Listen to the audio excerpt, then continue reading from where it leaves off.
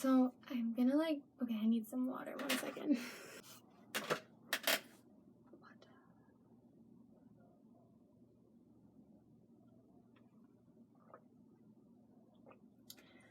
Okay.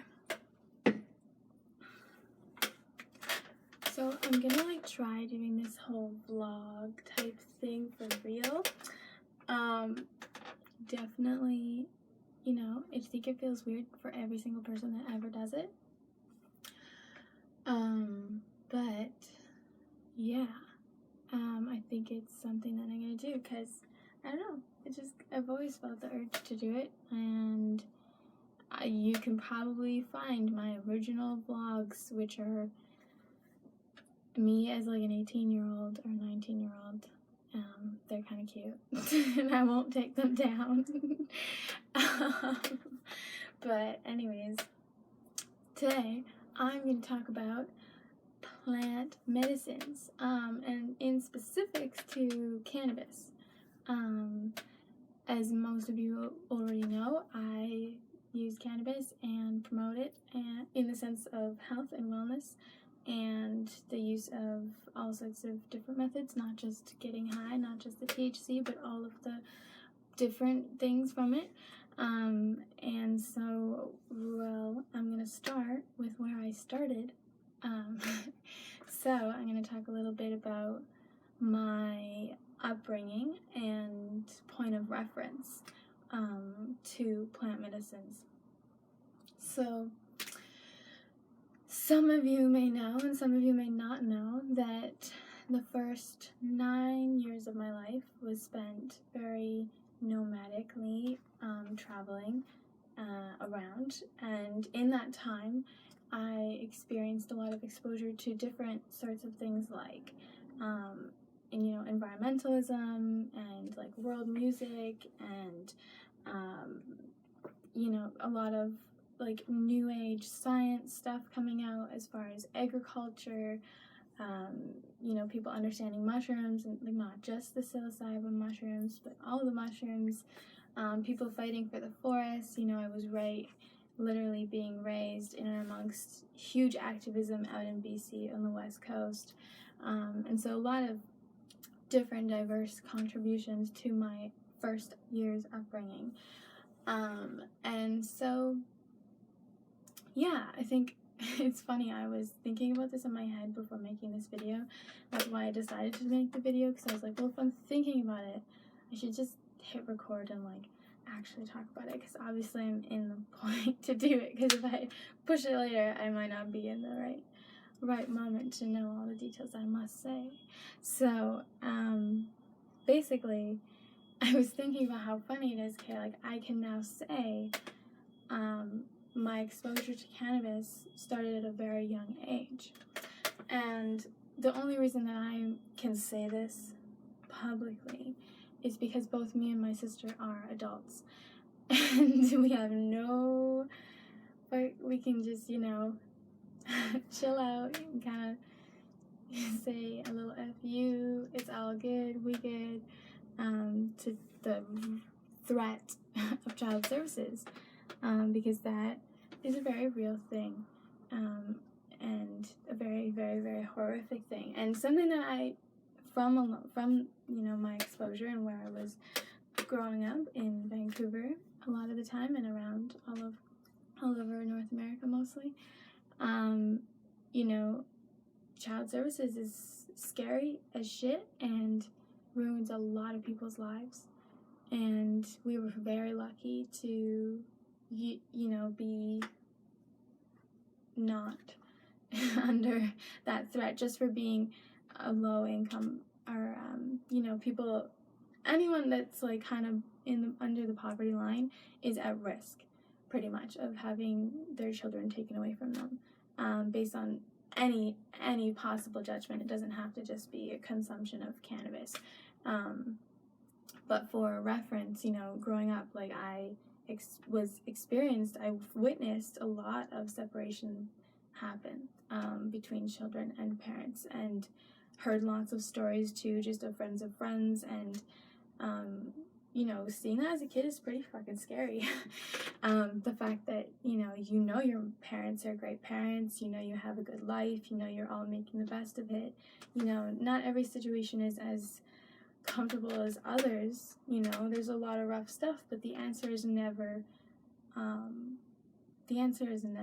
forced separation.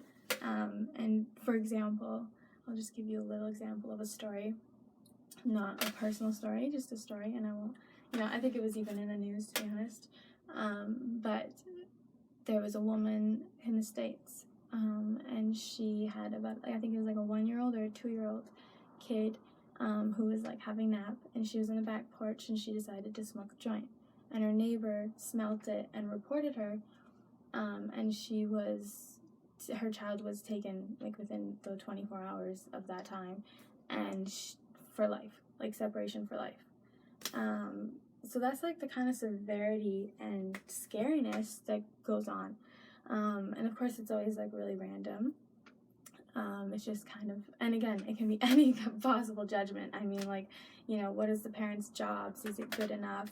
Oh, does that kid have too many bruises? So many times I would be falling down all over the place as a kid because I'm clumsy, and that's what kids do. And people would, assume that I was being abused. And, those kind of judgments can ruin families. So, a lot of other judgments came towards my family, even in my teens, about my mom and substances, from a rumor that started from a friend that was like not a friend. And she started a really terrible rumor about my mom, like that she was giving substances, bad substances to children, providing them for them, and stuff like that. It was just awful, and lots of kids believed it. And it was really terrible from her, my mom. Obviously, she felt like exiled from the whole community at my school, and we were just like, this is not true, so this is gossip, little children gossip. It was like grade 6, grade 7, and one day my mom came into the school and like set all the kids straight and was like, you kids, this is the truth. This is bullshit. I mean, obviously she didn't say bullshit, but she called the bullshit. So anyways, the fact that we're all adults now, it's cool to be able to openly talk about the truth.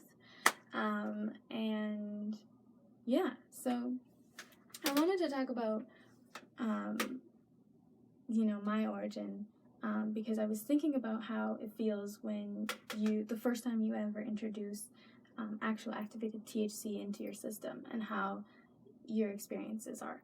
And because I've had many times where I've been reintroduced it to my system, that's something that I think about or observe a lot, because there's been many times where I don't smoke or consume THC or any cannabis products even, and so I end up having like multiple times, at least, I don't know, 4 or 5, maybe more than 5 times where I've been kind of in that newbie reintroducing it into my system, and kind of there's phases of it a little bit.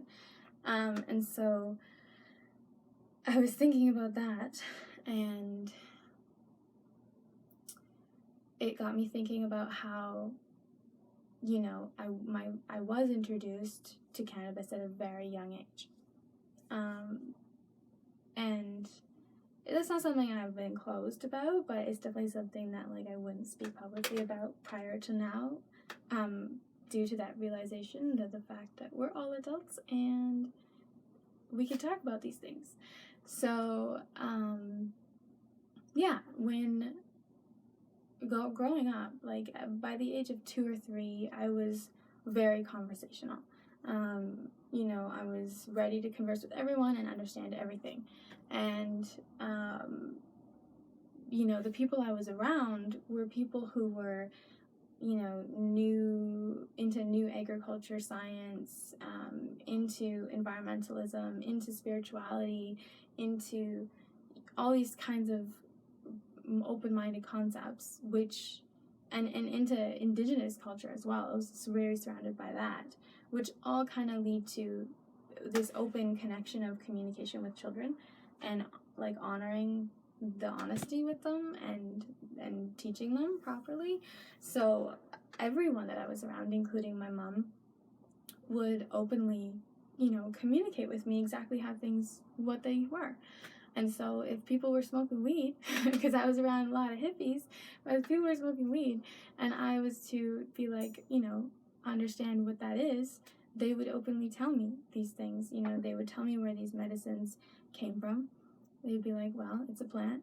So I was thinking about how the perspective of how I learned about plant medicines is very interesting, because I learned it from a very innocent perspective.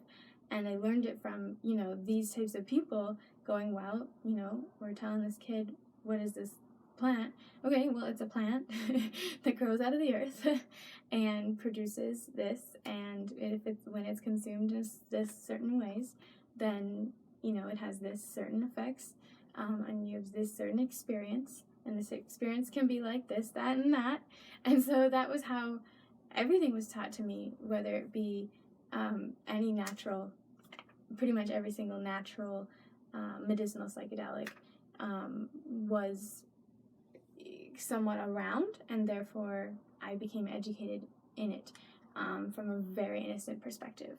So fast forward to me now in normal society at school in grade 4, and we're having the drug talk or whatever, the like don't do drugs talk, and they come in and they bring in that board with like all these like pretend drugs, and like they got like oregano in one bag and weed, and they got every drug that in stimulation, and it was just so funny.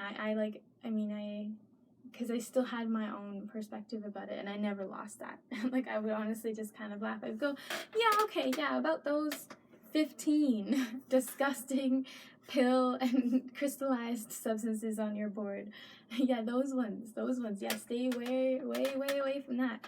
Okay, I got it, But because I kind of laughed at their explanations, because their explanations were empty, of course, of what these substances were, where they come from, why someone would consume them. It was very like, well, I already know where that comes from, So yeah, it never dampened my perspective on what those things were and what they provided for people and how they were supposed to be respected as well. Like I was taught that they were supposed to be respected as a medicine and as something that will create a certain experience, so you're going in with that intention, and so because of that, yes, there were times when I was consuming cannabis at a very young age, which is actually not uncommon, just so you know, for the entire community of hippies. It's just a very silent thing because of the trauma and the fear around it. And there's documentary footage of a lot of this kind of thing that you could see. But, like, you could find things out there, I'm sure. But, it was never something that I ever consumed under a false influence or without intention and without my own accord. I never was given something without me being educated about it, had the intention, and then requested to experience it. So that was like, it's super important to differentiate that. And I think, that affects how I approach almost everything. And I think it was very healthy to be taught that way. And I don't think that the medicines should be something that is feared around children. I think it's important to be aware and conscious about it. And it's not necessary at all, but I think that the fear about harm is, unnecessary. So, yeah. I think I'm gonna stop there for now.